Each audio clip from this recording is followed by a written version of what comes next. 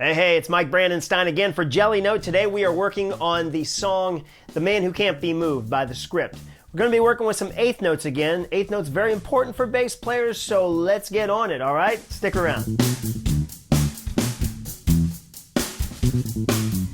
Okay, The Man Who Can't Be Moved. Now this song uses a lot of eighth notes again. Remember, eighth notes are very important for a bass player. It's a way we're going to keep the drive going and keep time, so how we play our eighth notes is very important. So let's talk a little bit about that on this song.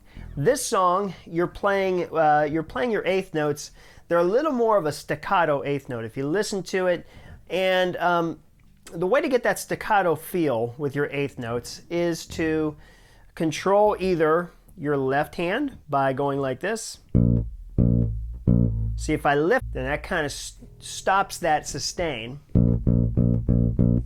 Another way to do it is to use your right hand. Okay, so when I'm going to pluck, I'm using, let's see if I can show you here. So I'm bringing my finger back. If I'm using two fingers, then I can make sure that I can damp that string as I'm playing it. So, okay, that's another way to do it. The thing is, if you play, notice a difference. If you're playing, when you're playing this song, see what the difference in the feel is, and experiment. Go back and forth. Play it completely open. In other words, play your eighth notes completely sustaining. Okay.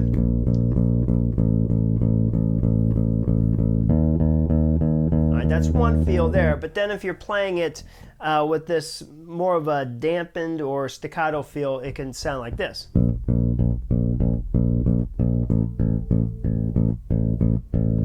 So you provide a little more of a punch, and depending on what the drums are doing, in this song, I think this song calls for a little more of that staccato eighth note feel. Okay, so let's talk about the notes. The first one we're going to start off with, in the intro and the verse, we're going to go with the first fret of the A string, or the first fret of the third string up. All right, and here we go. We're playing that. That's a B flat note, by the way. Okay, the second note is going to be an open A string. Okay, and then the third note is going to be the first fret of the D string, which is an E flat. Okay. Now, another thing about these eighth notes, you're going to notice a difference. I talked about this on another video, but you're going to notice a difference if you're playing these eighth notes with alternating your fingers. You hear the difference? And if you play it, but if I play it with one finger like this, see, it has a little more of that consistent feel, a little more of that drive, as opposed to this tick-tock feel. This, you hear the difference? I hope you do. Anyway, okay, so we're going to move on from there. We're going to go from the verse into the chorus now. The chorus is going to be a little bit different. It's starting off once again with the B flat, first fret of the A string, of the third string up. And then we go to the first fret of the E string, or the fourth string up. That's an F chord. Then we go all the way up to the 8th fret of the E string. Once again, counting these frets, what I want you to do, if you're not used to locating the frets quickly, use these things right here. Let me see if I make sure it's on the screen there. Yeah. Okay, use these right here. Okay? These dots are reference dots. I think everybody's got them on their bass.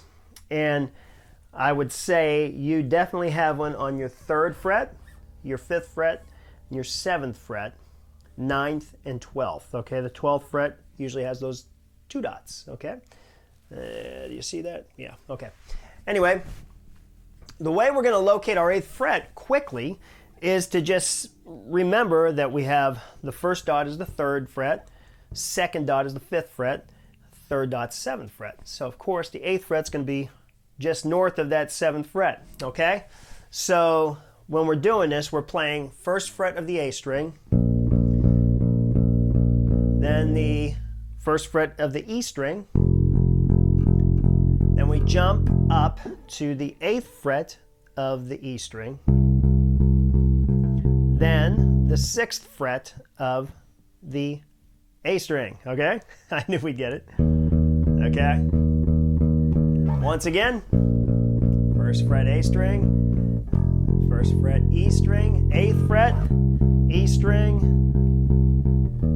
6th fret A string. Okay, now, one thing also, as you're going from the 1st fret, let me change this here, just make sure I am on here, yes.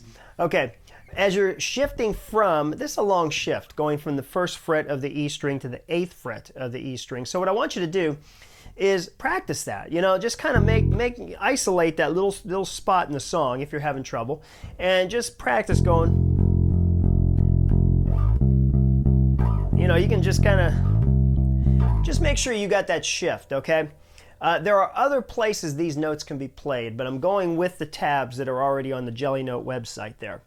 Okay, so we're taking this strictly off the tabs. Okay, so we're going from the 1st fret of the E string. As you go to that 8th fret, think about using your pinky or your ring finger. Okay, I would encourage you to strengthen your pinky, get to use it, because it's really nice to have that extra finger, you know, and to be able to use all the fingers that you have. All right, so going on the 8th fret, and then the 6th fret should just right there be, if you're using your pinky on the 8th fret, use your middle finger on that 6th fret. This way you don't have to do all this shifting around. You know, if you're using just one finger, then you got to go up here and then shift again. Make your shifts as easy as possible and as few as possible. So you're going from the 1st fret, E string, to the 8th fret, E string, then the 6th fret of the A string. And you don't even really have to move your hand between that 8th fret and the 6th fret, because your hand is already on it, okay? All right, so let's walk through this chorus. Here we go, starting on the B flat, or the 1st fret of the A string. All right, 1, 2, ready, go. Then we go the 1st fret, E string, 8th fret, 6th fret, A string, repeat that. Okay, there's your F, that's a C, okay, and then we're at the end of the chorus.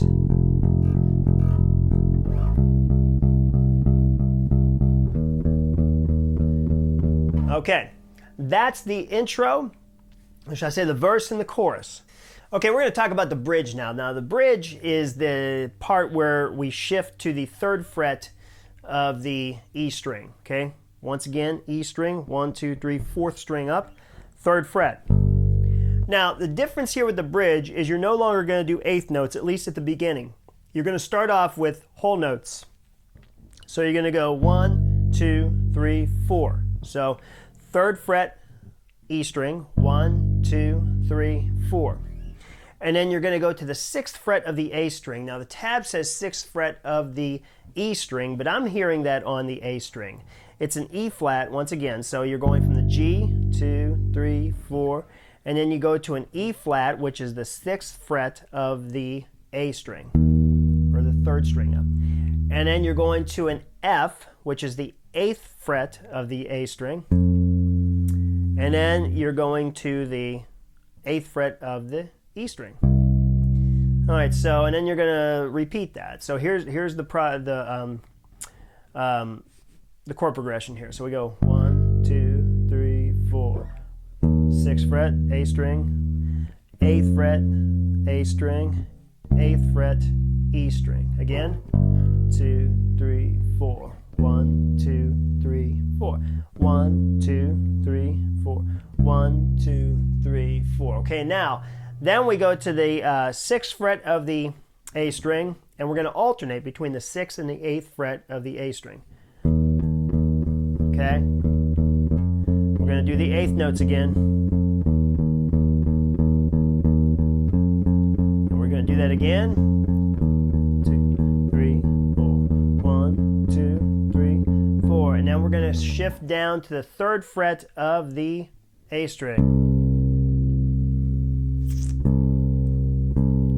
Now, you may be going along with the kick on that. So the kick is the kick drum is 1, 2, 3. You can hear the kick. That kick is doing the same thing throughout the song, which is kind of nice. That pattern continues. So if you catch that, you can play along with it on that C, and they hold that for 2 whole measures. Actually, I think 4 whole measures. Okay? And then they go to the chorus, and we're back to the chorus. First fret E string, 8th fret of the E string, then 6th fret of the A string. Repeat it. First fret of the E string, 8th fret of the E string, 6th fret of the A string. Okay? So that's pretty much it. Now, once again, these songs are really valuable if you work on your 8th notes and work on the drive, work on kind of keeping with that drum beat. Now, the difference here between this song and like when we did Where Is My Mind, the difference is that drum beat on Where Is My Mind is a lot straighter, a lot easier to hang on to those 8th notes. The difficulty with this song is you have more of a syncopated drum beat happening, and you, the bass player, are to hold on to these straight 8th notes, okay, during that groove.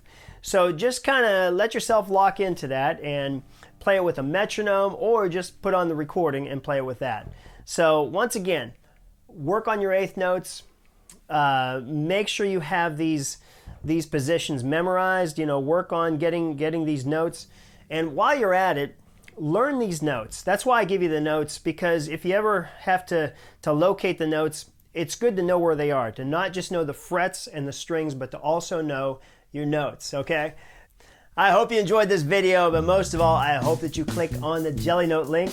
Don't forget, they are one of the biggest music learning platforms in the world, and they got chords, chord charts, sheet music, and tabs. I should know this already. I've been saying it so much. Chord charts, sheet music, and tabs for almost any instrument out there, but especially the bass guitar. So click on it, get the tabs, get the chord charts, get the sheet music. This is Mike Brandenstein for the Worship Bass Workshop, and I will see you again.